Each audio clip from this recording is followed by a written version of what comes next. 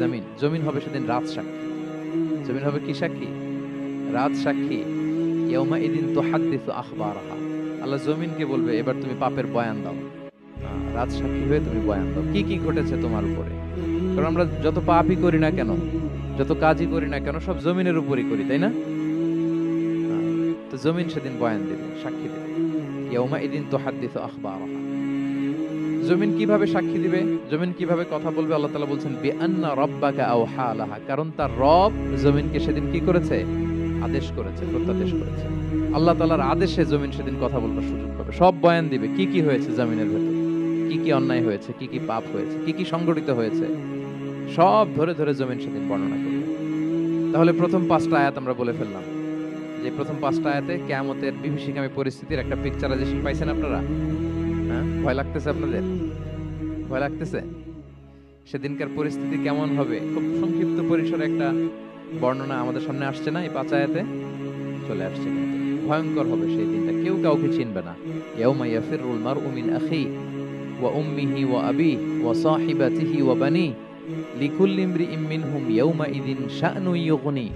ভাই ভাইকে দেখে পালাবে, পরিচয় দিবে। বন্ধু বন্ধুকে দেখে পালাবে। স্বামী স্ত্রীকে দেখে পালাবে। প্রিয়তমা স্ত্রীকে পরিচয় দিবে না।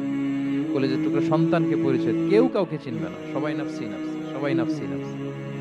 কোনো পোশাক ছাড়া বস্ত্রহীন হয়ে উঠবে।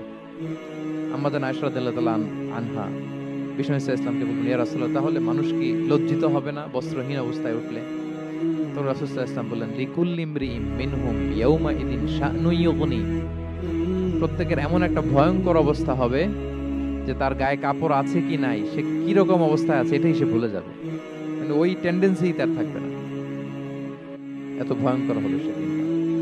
সেই ভয়ঙ্করতম দিনে আল্লাহ তাআলা আমাদেরকে হেফাজত করুক। আল্লাহর হাবিব সাল্লাল্লাহু আলাইহি ওয়াসাল্লাম বলেছেন, সেই ভয়ঙ্করতম দিনে আল্লাহর সুশীতল আরশের নিচে 7 শ্রেণীর লোকজন ছায়া পাবে। ওই 7 শ্রেণীর অন্তর্ভুক্ত যেন আমরা হতে পারি, আল্লাহ তৌফিক দান করুন।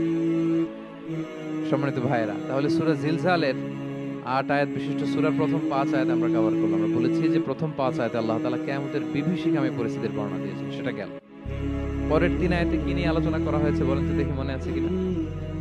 হ্যাঁ, আমল কিভাবে পেশ করা হবে, আমল নাম, সেটা নিয়ে আল্লাহ তাআলা বলেছেন। আল্লাহ তাআলা শুরু করছেন, আল্লাহ বলছেন যে ইয়াউমা ইদি ইয়াসদুরুন নাসু আশতাতা, সেদিন মানুষগুলো দলে দলে বের হবে, দলে দলে এসে বের হবে। কেন? লিউরাউ আমালাহুম, যাতে করে তাদের আমলনামা তাদেরকে দেখানো যায়। তার মানে কি করেছি সেদিন আমলনামা আমরা দেখব। ইয়াউমা ইদি ইয়াসদুরুন নাসু আশতাতাল লিউরাউ আমালাহুম, যাতে করে তাদের আমলনামা তাদেরকে দেখানো যায়। তার মানে সেদিন আমরা আমাদের আমলনামা দেখব, কি করেছি না করেছি সব সেদিন সে আমলনামায় থাকবে। তো আমলনামাটা 2 ভাবে দেয়া হবে। হাদিসে এসেছে, কোরআনের আয়াতও এসেছে। নেককার লোকদের আমলনামা ডান হাতে দেয়া হবে, সামনের দিকে। আর পাপাচারী, সীমা লঙ্ঘনকারী, জালিমদের আমলনামা পেছন থেকে বাঁ হাতে দেয়া হবে, পেছন থেকে এনে বাঁ হাতে। আর নেককারদের